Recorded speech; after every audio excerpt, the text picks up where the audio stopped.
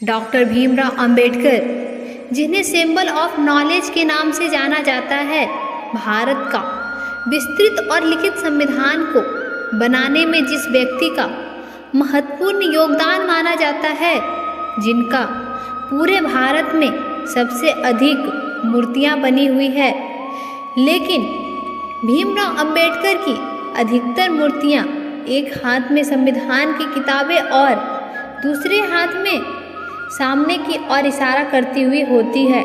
तो क्या आप जानते हैं वह किस तरफ इशारा करती है और क्या इशारा कर रही है? आइए जानते हैं बाबा साहब के उंगली का इशारा करते हुए का महत्व। आखिर बाबा साहब क्या इशारा कर रहे हैं, तो जानते हैं इसे एक कहानी के माध्यम से। एक बार एक लड़का अपने पिता के साथ डॉक्टर भीमराव अंबेडकर जयंती की भव्य रैली में गया था। वापस घर आने पर अपने पिता से प्रश्न पूछा, पिताजी, बाबा साहब हमेशा सूट बूट में ही क्यों रहते थे? तब उसके पिता ने जवाब दिया, बेटा, क्योंकि बाबा साहब ने बचपन में ही वह कड़वी यातनाएं झेली थी, जब उन्हें पाठशाला में पानी पीने के लिए भी किसी स्वर्ण जाति के शिक्षक अथवा चपरासी पर निर्भर रहना पड़ता था, क्योंकि कोई अछूत अपने हाथ से पानी नहीं ले सकता था। जब वो पढ़ लिख कर भारत वापस आए तब भी स्थिति वैसी ही थी।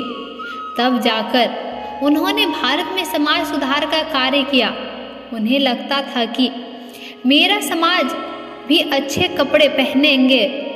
यदि मैं सूट बूट में रहूँगा तो मेरा समाज मुझसे प्रेरणा लेकर और मुझे आदर्श मानकर खुद भी सूट बूट पहनेगा। तब लड़का कहता है, ठीक है पिताजी, आज से मैं भी सूट बूट में ही रहूँगा। लड़का, अच्छा पिताजी, बाबा साहब के जेब में हमेशा पेन क्यों रहता है? तब उसके पिताजी ने जवाब दिया, बहुत अच्छा प्रश्न पूछा बेटा। कलम होने का मतलब है शिक्षित होना ही सबसे ज़रूरी काम है। अरे वो सिर्फ कलम नहीं, पीड़ित शोषित लोगों को गुलामी से मुक्त करने की वह आधुनिक तलवार है। उसी कलम से बाबा साहब ने आगे चलकर भारतीय संविधान लिखा। फिर लड़का सवाल पूछता है, पिताजी, मैं भी आज से अपनी जेब में कलम लगाऊंगा और खूब पढ़ाई करूंगा।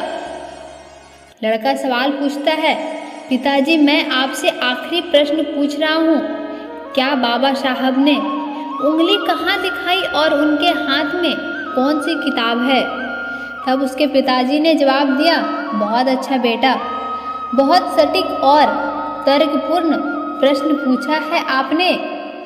बेटा, उनके हाथ में जो किताब है उसका नाम है भारतीय संविधान। इस संविधान से भारत देश चलता है।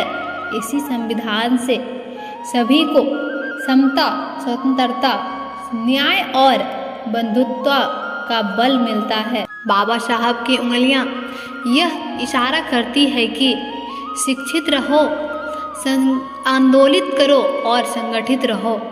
डॉक्टर बाबा साहब ने जो उंगली दिखाई है उसका मतलब है तुम ही इस देश के शासक हो। जाओ, पहले इस संविधान में दिए अपने कर्तव्यों और अधिकारों को जानो और फिर अपने में से योग्य व्यक्ति को संसद भेजो जो आपके हक और अधिकारों को उठा सके।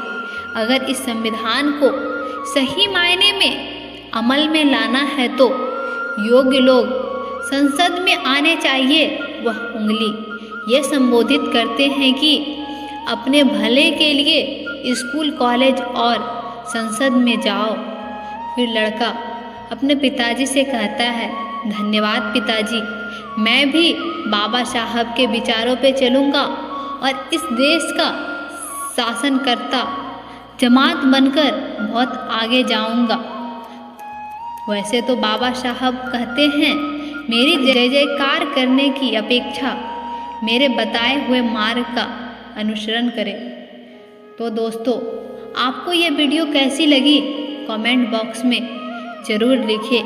अगर इसी प्रकार प्रत्येक पिता अपने बच्चे को बाबा साहब के बारे में समझाएं तो वह दिन दूर नहीं जब संसद क्या संपूर्ण विश्व में बाबा साहब के बच्चे अपना नाम रोशन करेंगे और हमारे देश की उन्नति और विकास में मदद करेंगे। धन्यवाद दोस्तों।